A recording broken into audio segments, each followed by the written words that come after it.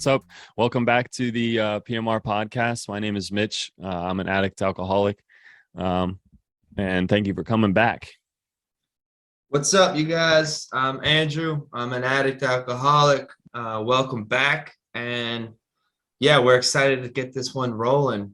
Before we got started, we just wanted to give our buddy Zoe a big shout out for giving us a good recommendation to maybe describe a little bit of our motive and our main objective of having this podcast, which will probably evolve and change as it grows, hopefully. But what Mitch and I want to do is provide a little bit of a forum and a little bit of open discussion about what it's like being young, in our mid-20s and from an athletic background and being in recovery. We both kind of agree that although AA and a lot of recovery outlets are terrific, sometimes you don't get a lot of back and forth with young people, and sometimes people feel that there's a bit of a stigma against being young and stopping drinking or smoking or just doing drugs. So we wanted to do this for ourselves and for others, but honestly, I've gotten so much out of this that if it doesn't reach anybody else, I'm grateful that we started it, man. So thanks, Zoe, and that's why we're here.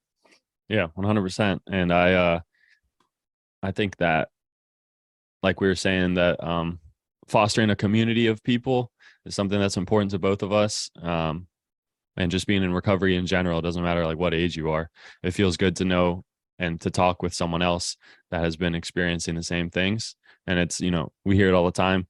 We want to foster a place. I heard in a meeting a couple, like last week, try to be a safe space for other people. And so we consider this a safe space for sure. And just showing our experience, strength, and hope. I know that's a used one a lot, but I love that one so much. But speaking on that, you're talking about what this is doing for us. Another thing that Zoe was asking, also shout out Steve-O, thank you, the best. But another thing that Zoe was asking was how we, after this podcast is over, turn off the camera and go on about our day, kind of how that's been affecting you, how have you been feeling? Because especially the last one, we were talking a lot about some hard stuff for sure. And we need to, it's good stuff to talk about, but at the same time, we're like posting videos and clips and stuff. And like, we'd like people to watch the video and listen and everything like that. But at the same time, we're talking about some stuff that, some of my friends and family listening might be, like you were saying, might be hearing for the first time. So this is not just like, today I went and picked dandelions, like some hard stuff. So how have you been feeling about that? Man, I gotta tell you, again, I hate listening to myself, right? So listening to the episode and critiquing myself is like pulling teeth a little bit. But going back and listening, honestly, I feel pretty naked. I'm exposing a big part of my life that I tried for years to hide, right? I kept away from people on purpose. I isolated from people on purpose. I hid all of these things that I was doing and these feelings and emotions and the things that were troubling me. I hid them from everybody that I could. And to kind of come out and just say, in a place that's going to get posted where anybody can see it, exactly what I was feeling, exactly what I was going through, and kind of the exact nature of my wrongs, right? Like that's been a little bit of a humbling experience. And it does like a little bit more like in meetings and people who've been to meetings know, you get 5 minutes, unless you're chairing the meeting or you're on a commitment, you get 5 minutes to talk about your shit.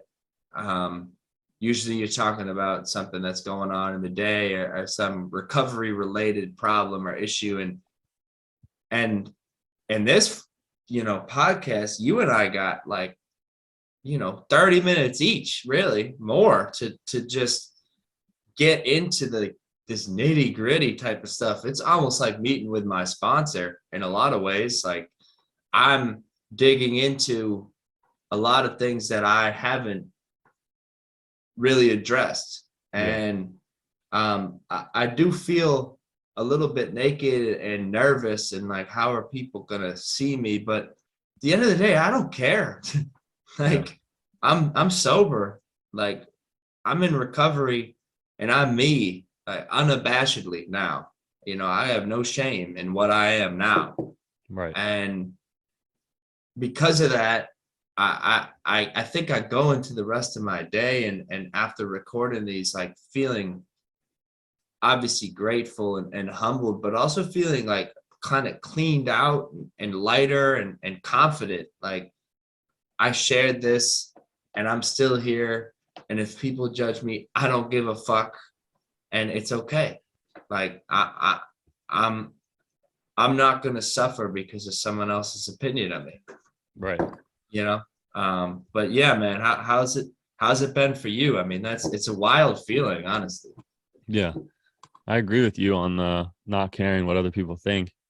I think that like when I first started posting anything about recovery, it's kind of interesting arc because when I got my 1 year coin, we talked about this. I posted my 1 year coin, and my sponsor at the time in Ohio told me to delete it. And I was like, damn. And it was explained to me that that was a prideful thing to do, and that we don't do that in AA. And it never really sat too well with me. But when it comes to posting this and talking on the podcast and saying what we're talking about, I don't feel like we're doing it from a prideful place at all. And that's something to watch for sure, because I don't want to ever be doing that. Or like making videos for a specific purpose, or like, I hope this gets this type of reaction or something. But this is episode 3. After the last 2, I leave happy. I've left like happy, and I mean, it is kind of like a micro therapy session, like you were saying, like talking with your sponsor, like that same relief that sometimes I used to get. I still get it, but when I was new and went to meetings and I would leave relieved, it's kind of like a lot like that. Like a weight has been lifted a little bit, but at the same time, I did find myself after the last one thinking like, man, I haven't thought about, that arrest in a long time. I haven't thought about that feeling of the first using and stuff. And so it's good too, but yeah, I mean, it's just something to keep an eye on for sure, because we're not talking about anything too, like, I think I had some people asking if all the episodes are going to be super intense. I think the ones in the beginning are going to be a little intense just because we're trying to provide a background a little bit for everybody. And to do that, we do have to talk about some intense stuff. But at the same time, like, it's not like super hardcore. It is, if we're sharing it, I think that shows that we're open to doing so. But yeah, I think overall it's helped my recovery a lot. Like the plus minus, there's not much minus. Like most of it has helped me a lot. I know we both look forward to it a lot.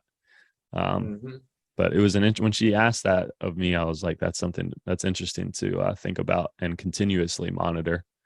Because I don't want us to, I think if we're open with each other and honest about it, if there's ever a time where it's like, oh man, I'm not feeling it this week or something like that, because like it can quickly get into like, oh, I have to do a video, or I have to, we have to have this out.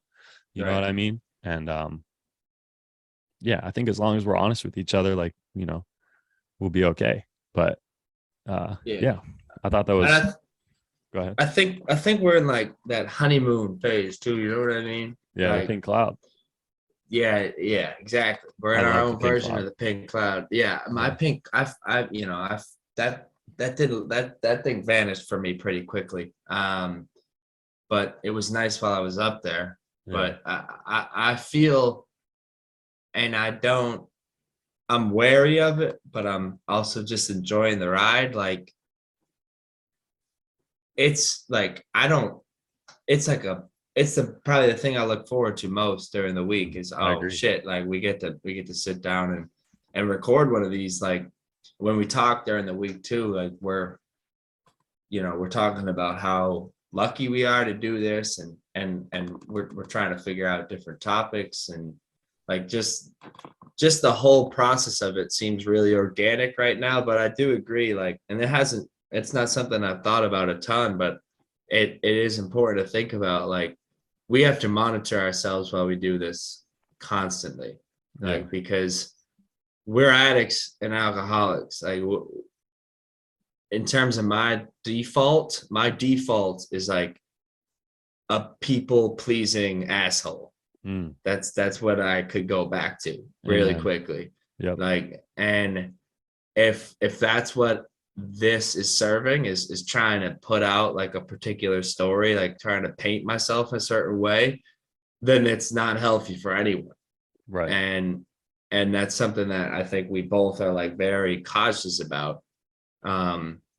But like right now, it does feel organic, it does feel authentic, and I and agree. that's why I think we're both enjoying it so much, man. Yeah. But yeah, I bro, completely agree. let's That's a good let's hop segue into into. into this fucking I topic was gonna right say here. pink cloud is perfect. What we're looking at talking about today. Last time we talked about the first time we fell in love with using, and then the first time we thought we might have a problem. And so to parry off that, um, talking about pink cloud, we were going to talk about the last 30 days ish, or last days of being um, in active addiction, and then our first 30 days or so of uh, being sober. So first, I think uh, obviously we'll talk about the last days of not being sober, Mm. which were presumably some dark days. Um, but let's start. I'd like to hear about yours. Yeah, man. This is a scary topic. Yeah. Much like last week, and for the people asking, like, if this is just going to be an intense podcast, I'm going to tell you now, like, this episode will probably be a little intense. Right. Like, it's not to scare anyone away, but it's a true feeling of being trapped, like a trapped animal, man. Like, Yeah. I've been a little nervous about this one. oh man, it's my last days of using, all the romanticism was gone, dude. Hmm. There was nothing romantic about doing drugs anymore. Um, and that was like the big draw, right? When we got, for me, when I got into using, and when with each successive substance or drug, like there was some aspect of romanticism about it, like, oh, like we're moving into this class, or like we're doing it because the pretty girl is doing it, or it's going to help me be more confident in this, or we're going to have such a sick time at this concert or whatever. Like all of those exterior motives of like, let's have a great time partying, or let's like go to this concert and have a sick time, or like let's get really high with the boys. Like, no, that there was nothing, there was no ulterior motive. Like, it was very clear to me what I was trying to do. I was trying to move into oblivion. There was nothing social left about anything. I didn't want to see anybody. I didn't want to do anything. This was early April, the month of April 2021. And I'm living in Nantucket, which lovely island, terrible place to get sober.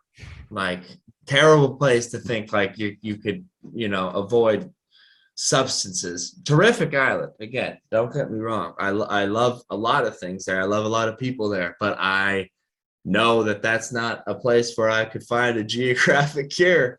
And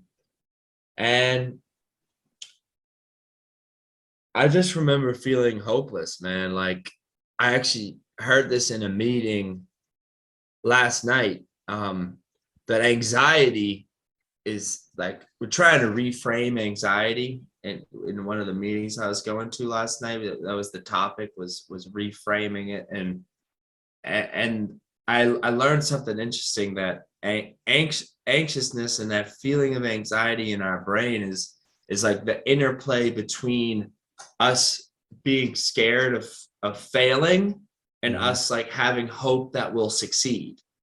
So what it really is when you look at it like a positive spin on it, is that, oh, we have hope that this might actually go well, like this job interview, or this, or this basketball game, or this swim meet, or this lacrosse game, or like this date with a girl. Like that anxiety is the presence of hope, like in anything that's coming up in the future, that, oh, this could go well, I might succeed.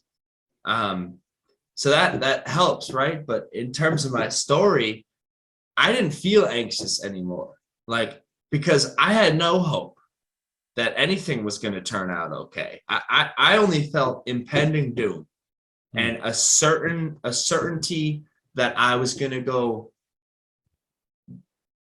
down a road that was leading me into a jail, an institution, or a coffin.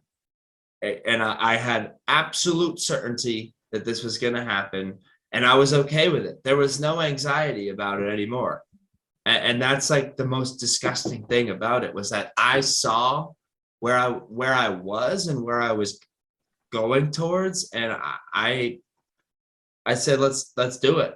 Like, I had no fear of heading towards that, like hurtling towards that end, without any fear and without any doubt that that's where I belonged, and I was a miserable person, man. Like at this point, my use escalated slowly over the years, and it feels like in the last 6 months, in the last year, it escalated really, really quickly. And those signposts, right? Those signposts telling you should turn around, you should stop what you were doing at once. Like those were becoming more and more and more frequent.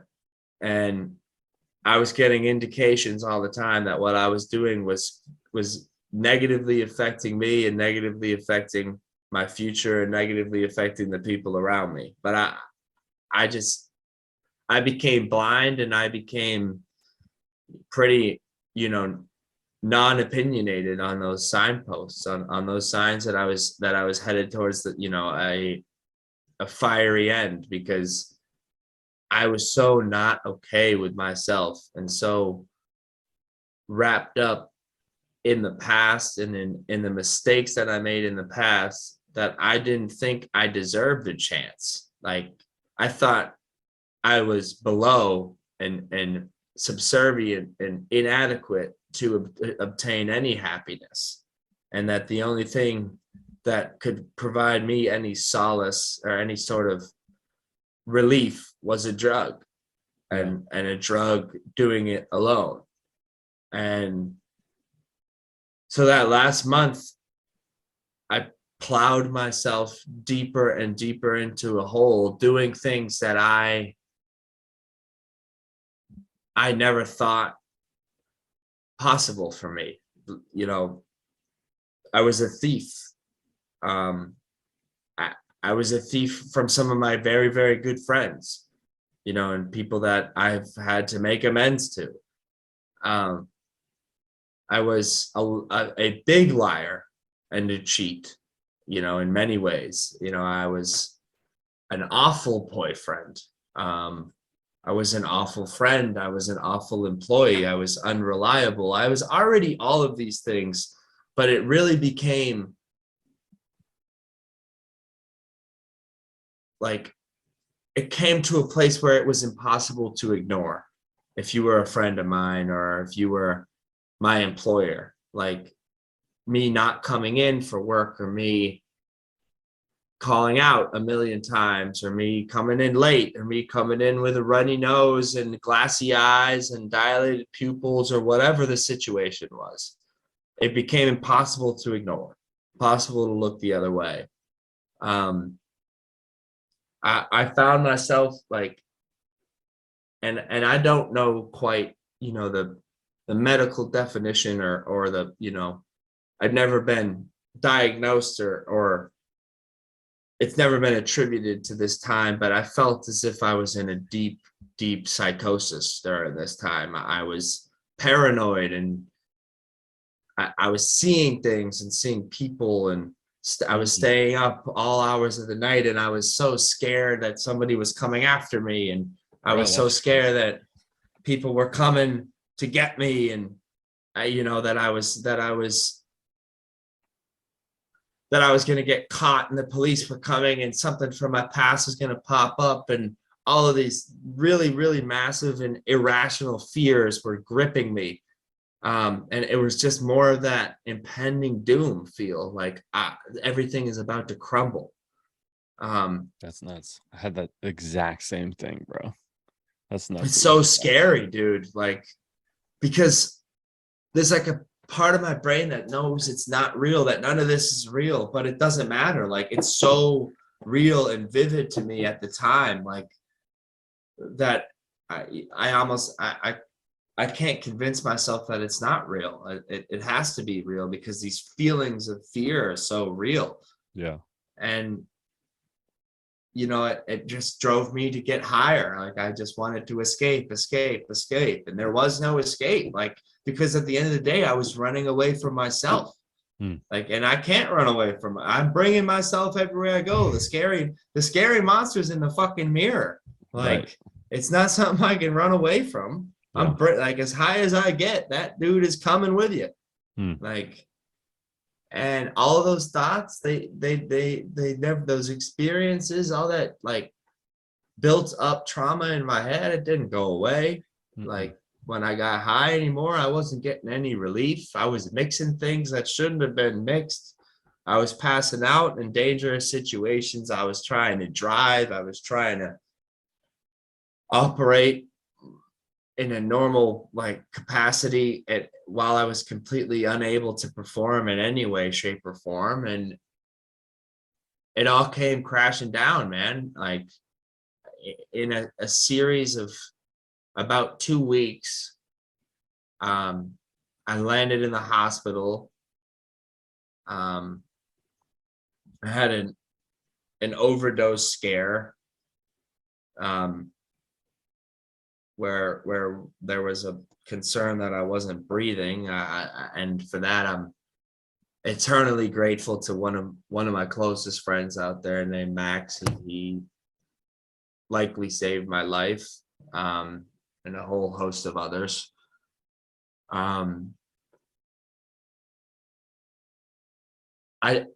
The scariest thing was I ended up in the hospital, and I ended up, doing a drug test, a urine test, a blood test. My parents came out and checked on me, and they found a sizable number of drug classes in my blood. And I lied my way out of the situation, which is insane. And I don't discredit my parents at all. I think they were very, very scared. And I lied to them.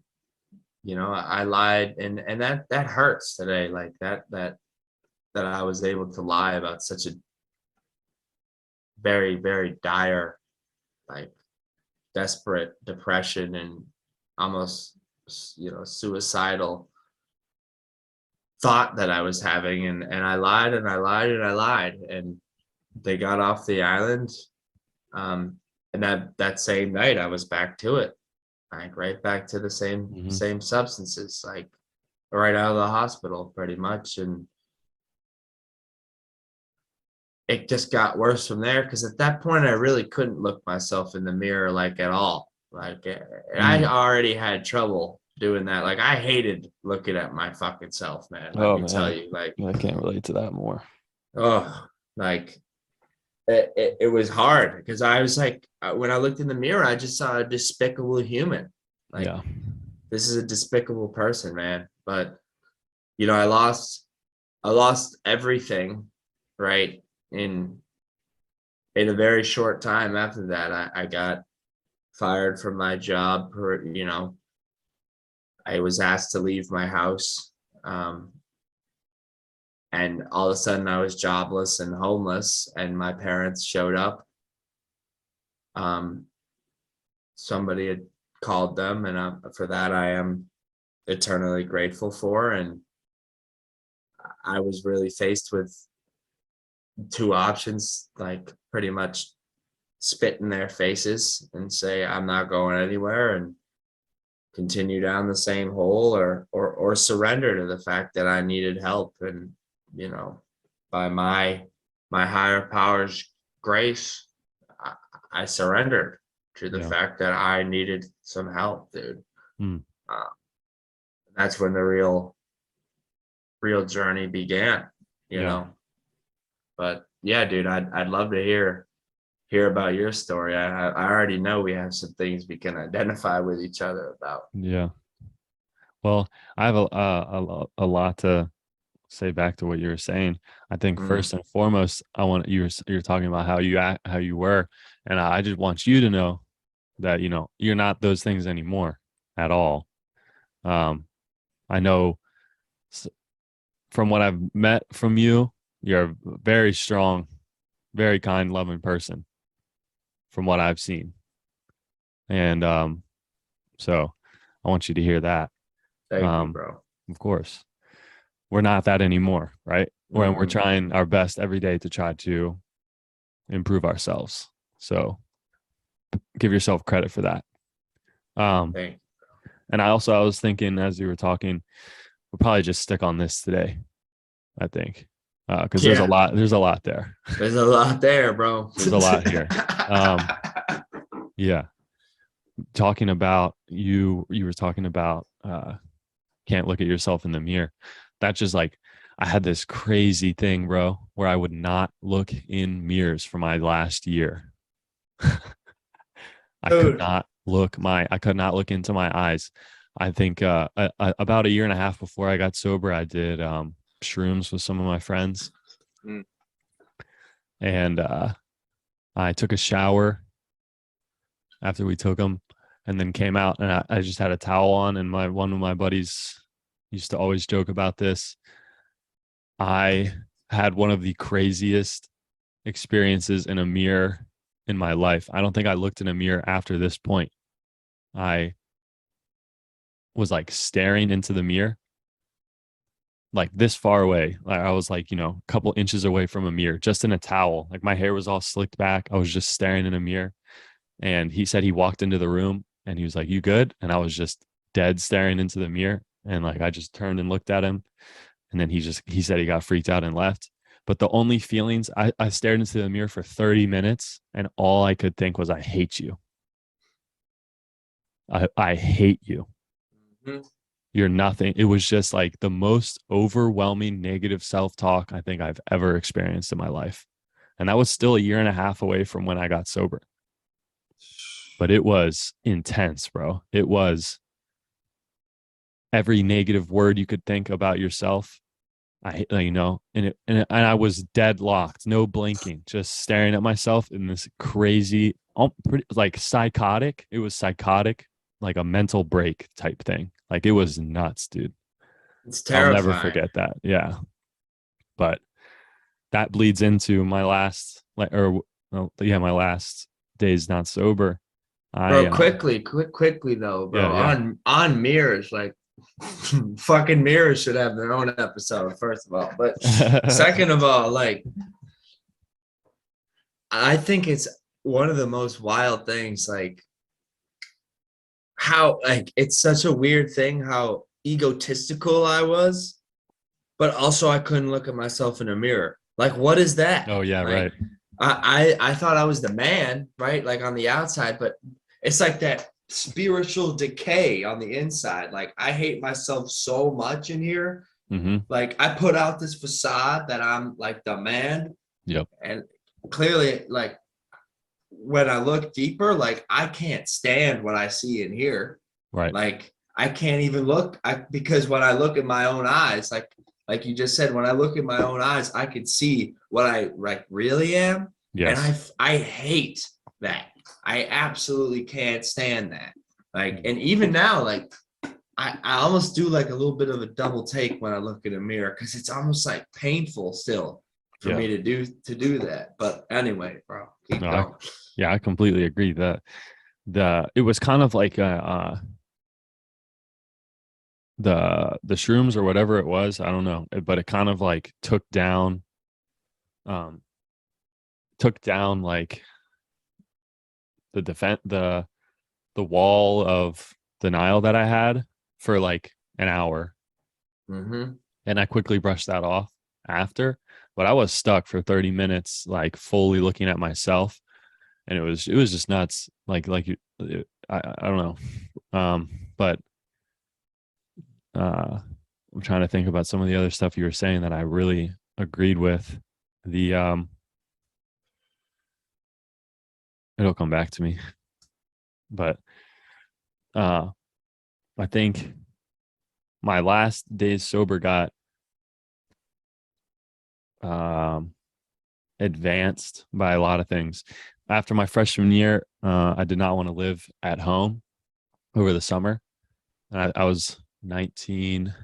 Yeah, I was 19, and then I turned 20 that summer. And my birthday's in June, and so I lived in Columbus in an apartment with my dog by myself, and worked at a restaurant full of drugs, and then I worked at well, actually, I had to do because I had been arrested the year before twice at Denison for weed. I had to do community service for Granville. So I worked at this restaurant. I had to do community service hours all the way back in Granville, and I also did like landscaping and coached swimming. So I was like busy with Jeez. a bunch of stuff, and that was also when my uh, drug addiction kind of skyrocketed. Not so much alcohol, because I kind of attributed alcohol with um, party scenes ish. I did start to drink by myself a little bit that summer, but not like a daily thing. But that summer was nuts. I found out something that I'll probably talk about on another episode, but I basically found out I have like a much bigger family than I had previously thought to that point, which really tripped me out because I was raised as an only child with just my mom. And then the way I found out, I just was not ready to handle that at all. And so that kind of skyrocketed my using and stuff. Mm. And I was just like, oh, I remember what you were saying. That like psychosis that you were talking about a little bit towards the end. I feel like I had that for like 4 months, bro. I mean, it really got crazy towards the end. But that summer I was on. I mean, I barely remember what I did. I don't know how I Mm-hmm. went to work. I don't know how I worked at work. I mean, I was smoking at an all-time high, like just like my Adderall. I was on Adderall, weed, Coke, and Xanax all the time. All the time. Like all day. That was I took my medicine in the morning to get right, and then I took it at lunch, and then I took it at dinner. Like Mm-hmm. I honestly did drugs like I should have had an eating schedule. Like I remember I had no money because I was not fit to be paying whatever it was. Like I think it was like 1,200 a month. And I just like would barely make that off of all my other money.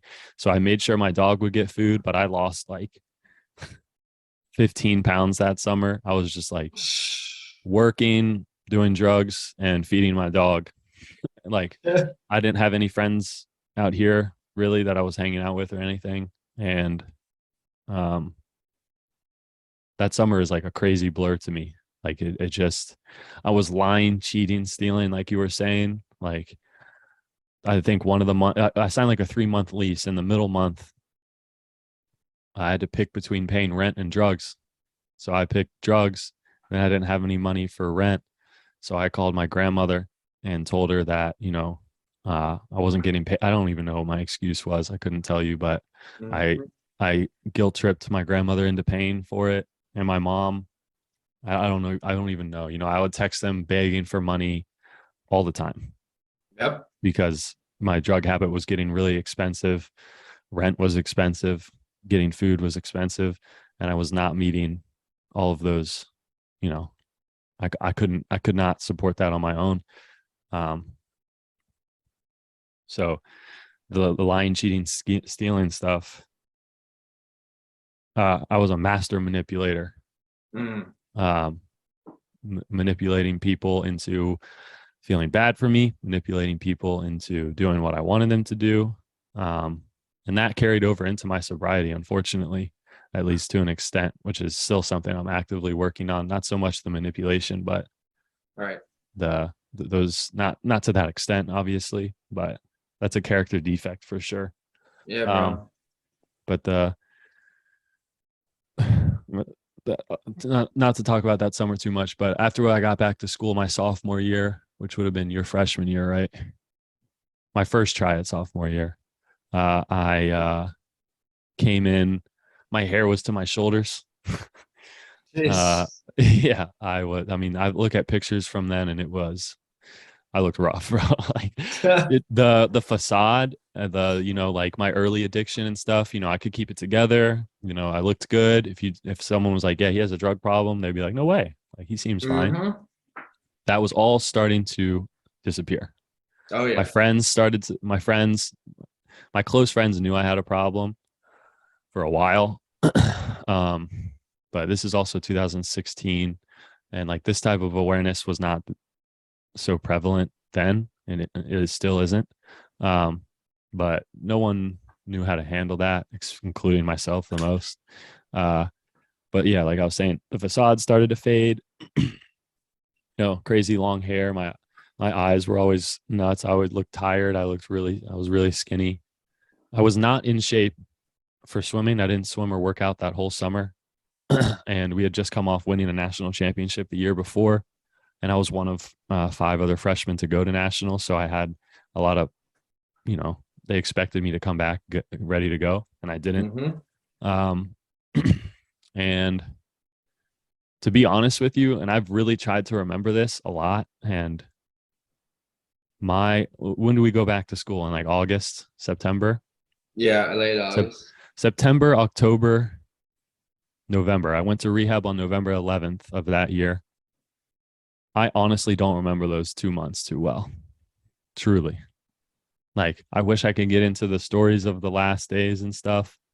Um, but it is like there's some stuff that I remember that I can talk about. Uh, but like it was very blurry. um, the people have told me things that I did, said, acted like, told me stories. We were talking about romanticizing stories. I don't remember them at all. Mm-hmm. I don't remember that Mm-hmm. at all. Um, I remember when we got back, my drinking was next level. Uh, my my mind was just let me get to the next thing and the next, like, let me get to the next drug. It really was. I didn't care about school. I didn't care about swimming. I didn't care about my friends. I didn't care about my family. Like Mm-mm. you were saying, it came down to one thing that I needed. That And it was was just it. like any drug to get me back to anything. And the issue with that was uh my like using level was demanded a high amount of everything at this point. And I still feel like uh I'm blessed that I got sober when I did, because like we've said before, uh if I kept going, I was about to go into anything and everything. You know what I mean? Mm-hmm. Uh but what helped me, and I've talked about this, is the consequences thing. they weren't all for nothing, right? Like I had a lot of consequences in high school, friend related, which I all rationalized down to probably, that's probably their fault. When it was always mine. And then in college, my first year, I had a bunch of consequences that I still pointed the finger the other way. But then coming back, I was so unhinged and like just wild that it was obviously my fault. You know what I mean? Like it was no one else's fault but mine. Like I got into a fight with a reputable or a leader on the team. I got into a fight with, like tried to throw a punch at him. I had to get like carried out of a Sonny's party because I was like, apparently I don't remember, I was on a different planet, but apparently I was like feverishly trying to get to him. Like I wanted to, like because I was angry, bro. And when I think about the blackout drinking, like the people started to always say like you'd get so violent and angry when you were blacked out. And that's like we were talking about before, the reflection of how I felt inside was like a dark hole, bro. Just I hated myself, dude. That self-hate was maxed out at this point. And I think what had spurred this guy was I think he had said I had a problem. This guy on this team had said I had a problem, and he told you the truth, bro. Exactly. And I was like, I'm gonna kill him. You know what I mean? I was like, don't you ever say something like that. I don't have a problem. Yeah. And I went after him. I had to talk to my coach about that. And my coach basically said, like, you are really close, like, to being off this team. And I was like, okay, like you would never do anything to me. I'm super fast. I'm whatever. Yeah. You know what I mean? Like, I was like, all right. I'm your golden boy, bro. Right. Yeah. Can't touch me. Exactly. Yeah. Like I won the freshman of the year award the year before. I was like, and I did all it on drugs, while flexing, like I probably would have told you I did it because of drugs. But the crazy part about that is when I came back sober, I got way faster. So that whole idea, who would have thought, bro? Right. That whole idea, like I was like, yeah, I swim better when I'm high. No, you don't. But so then I had that and just a constant psychosis, crazy days. And then we got written up. My room got written up for smoking. And then I tried to, this is like the third or fourth time we'd been written up by campus security over the year and a half that I was there. And I had to meet with the dean of students, and he said that he really thought I had a problem, thinks I might need to go get some help. And I was like, nope. And then after we got written up, I had to meet with my coach. I got suspended from the team. I had been suspended once my freshman year, and then I got suspended here. And I was like, oh, it's probably just a suspension. Like I'm not going to get kicked off. All I did was smoke weed. But what I wasn't accounting for was all the other things that I had done. This is like my 6th infraction in a year and 2 months of being at school with the team specifically. Actually, speaking of that, I didn't even make it. The sizzle? Yeah. I got written. This should have been writing on the car. I got written up because I spit on a security guard going into the sizzle, and I fell down a hill. Jesus. Like before school even started, bro. I had to meet with Greg, my coach, before school even started. It was the AGO or whatever. But fast forwarding back to here. I went into a meeting with Greg, who's the coach of the swim team. And the assistant coach was the assistant coaches were in there. And I had been away from the team for a couple days. And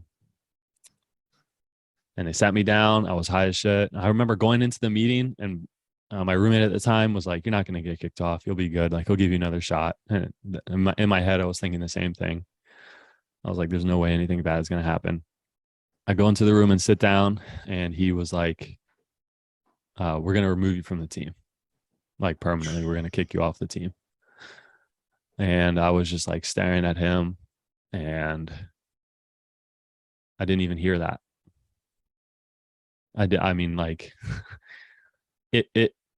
I couldn't even comprehend that they would do something. I was like, how fucking dare you do something like that? Like, I think I started like crying, and I was like, give me another chance, begging. stuff like that, trying to manipulate. And I tried to say that, I wasn't even smoking in the room. It wasn't me. Like, it was basically like I had my addiction backed into a corner, and I was like scrambling to try to find any other way I could try to make it, give me one more try, one more chance, one more, one more.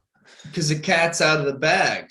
Yep. At this point, you're like, And shit, so, I got to put this thing back in there. yeah. And he was like, effective immediately. So like, get all your stuff. So I left that. My one of the assistant coaches was crying because I had a good bond with them too.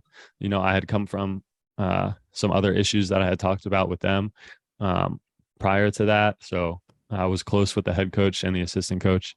And then I remember, I'll never forget this. I like got into the car to leave.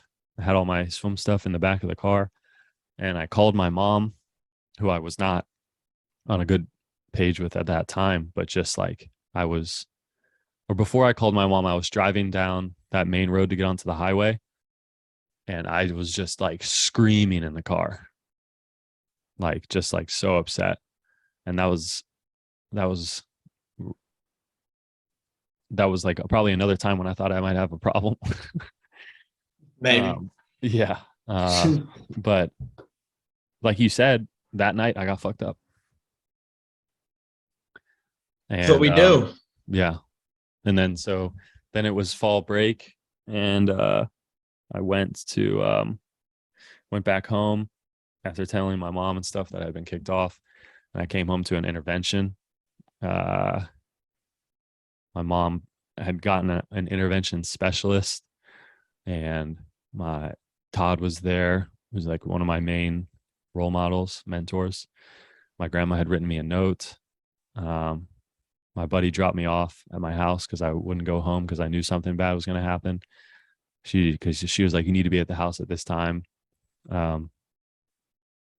And I tried to leave, couldn't leave. I remember like my grandma wrote me a letter that I read. And the crazy part is like I still tried to get a week. They told me that you need to go to rehab today, or we're going to cut you off. And I convinced everyone in the room to give me another 2 weeks. One last ride, man. You wanted another ride. One last ride, dude. Yeah. So I went back to school. And when I went back to school, my roommate moved out because he said it was a toxic environment. And I was like, fuck you for that. Like, this isn't a toxic environment. And those last 2 weeks, I really don't remember. I know that I didn't go to class. I know that I did not obviously go to practice because I was kicked off the team. But now that I'm thinking about it, I had this crazy thing. It must have been a couple of days before I went to rehab. We had a swim meet, and I drove to that swim meet by myself, and I told myself I wasn't going to smoke and I wasn't going to fucking use anything. And I brought all that shit with me, and I didn't do it. And then I got to the pool that the meet was at, and I did it all. And then I went into the meet, and then I sat up there by myself and watched the team swim. And I just wanted to be back so bad because, like I said before, I value friends and family a lot, or I value friends a lot. All my friends were on that team, and I was like, I felt betrayed, even though it was on my own doing. And my mom, one of the girls came up and sat next to me, and she was like, "You're going to be okay."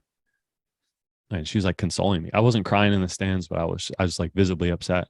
And then I went back to school after that, just to try to fast forward it a little bit. And basically the day that I was going to go, I decided to shave my head that night, which is manic. I remember like one of the nights I had all those ideas of like, I was like paranoid off of nothing. I couldn't look anyone in the eyes. I couldn't look myself in the mirror. I could feel that it was coming to an end. Like you were saying, something bad was going to happen or something good was going to happen. And I got a call from that mentor, and he told me to take a leap of faith, which I had never done before.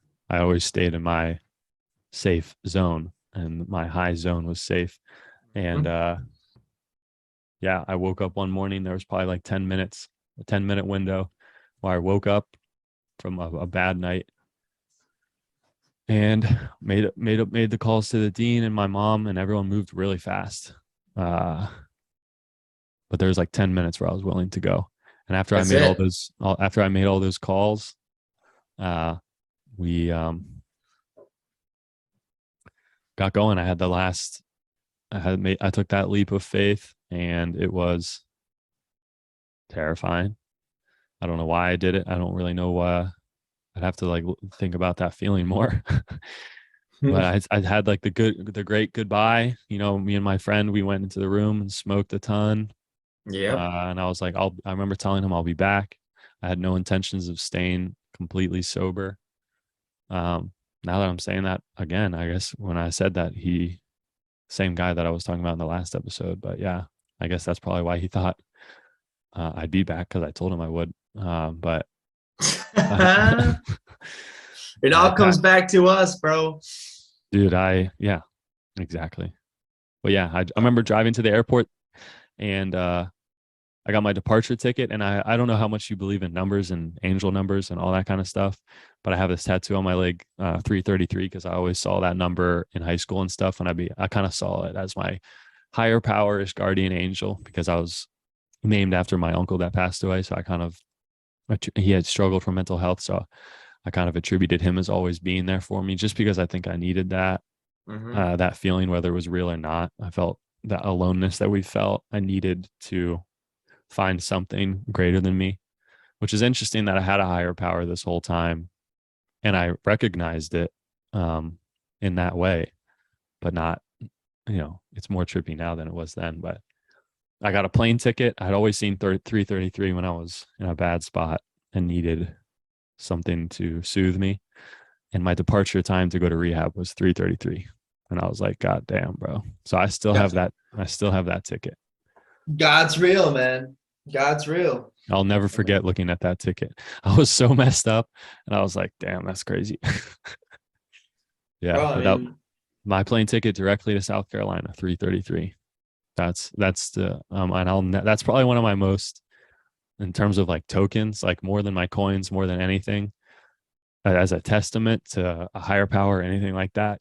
Like that's just too much of a coincidence for me. oh man, there are no coincidences, bro. Right. There are no coincidences. Yeah. That's one thing I've learned in doing this. I mean, I see a lot of similarities in our stories, bro. And I think it's comical that we thought we could do both this and our 30 days of rehab in one episode, because Yeah. that Like, we're running out clearly of is time not just gonna on this happen, one. bro. Yeah, no, not at But all. um just real quick before we wrap up, like I know that feeling of watching your friends and your teammates like perform and get to play and like get to enjoy competition and brotherhood and being on the outside. Yeah. Like, I stopped playing after sophomore year because I was physically unable to perform. Hmm. Like, I was pretty much asked not to try out. And when I did that, obviously I masked it with like, oh, no, I can just use whenever I want, and this is going to be great. But I was so sorely disappointed, like in myself, and it left a void. Like I'm an athlete first, like that's what I identified as for a long time. Right. Like you take that away, what am I? I'm nothing. Like, and that's what I felt like. So I mean, I could feel like the way that you felt, like sitting up in those stands watching your boys swim, like so much guilt, Hmm.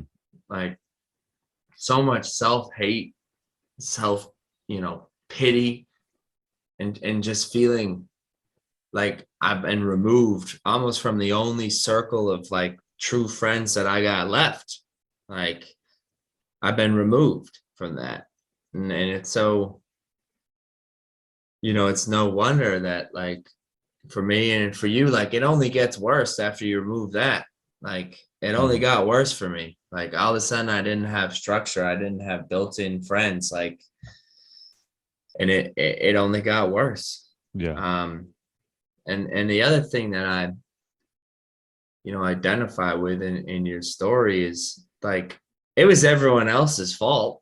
Mm-hmm. Like it was always everyone else's fault. It was my parents. It was my idiot friends. It was the coach's fault with the whole lacrosse situation. It was my drug dealer's fault. It was everyone else's fault.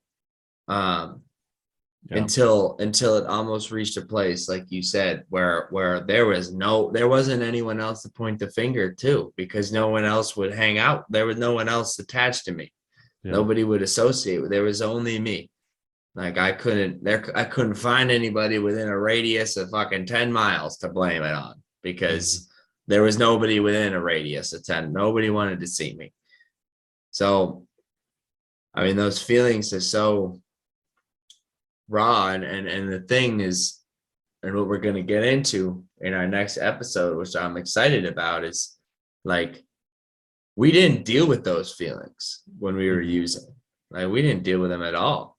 And that time in treatment, like that's like cracking open like a coconut for me when I think about it. Like that's a bad metaphor, but regardless, like it feels like I'm cracking something open, and like it's difficult.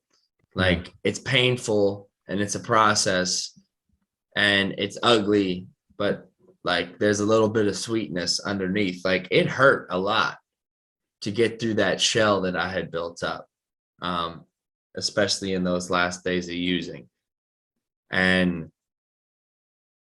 when I did, I didn't appreciate it. I wasn't grateful for it, because I was like, this is,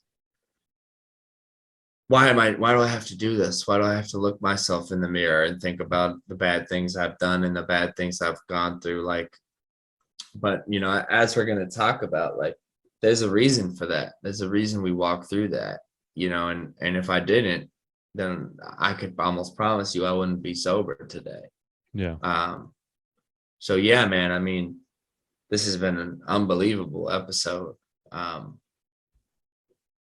learned a lot about your story. Like, it's sad what we went through, but like it almost makes the redemption from that and where we are now like that much sweeter, dude. Like, but yeah, man, you got any final thoughts? I don't know. I'm kind of tripping off on recounting that, but I appreciate you sharing your story as well. I feel like we could even, I feel like maybe we start taking more of a microscope to these things, because we could do like a whole episode on the day that we left. You know what I mean? Like a whole episode. You know what I mean? I'm like, sure 30 days is almost too much to try to talk about, because it's just so much happening. But yeah, I did want to say I appreciate everyone that's been listening and sending positive comments back to Andrew and I. Really do appreciate that. I appreciate supporting everything. Send your questions in too. You got any yeah. questions you want think us maybe to talk about? Anything in particular? Yeah, maybe this week we'll try to do like a questions episode. That would be kind of cool. I like that. Bro. I'll try to set up a Google Doc or something like that. But yeah, I don't know. I don't even know. Oh man, I'm fucking drained. Yeah, I'm flustered after that, to be honest. It's funny that we were just talking about like, how do you feel leaving the meeting? Well, today or not. Yeah, I just called it a meeting. That's crazy. But how do you feel leaving the podcast? Today I'm like, not the best. I'm drained, bro. I'm drained. Yeah, that was a lot, but it's a lot of emotions. A lot of emotions. I do appreciate you listening. I know the first 30 days sober was also crazy, but I honestly can't. I don't even know I don't even know. I'm so I my head's not even We gotta go. And with that, thank you everyone who listened. Clearly, Yeah. we're a little bit brain drained, but Brain drain today. thank you for listening. This has been an awesome experience as always, and hopefully we'll catch y'all next week. Keep coming. I'm gonna keep coming back.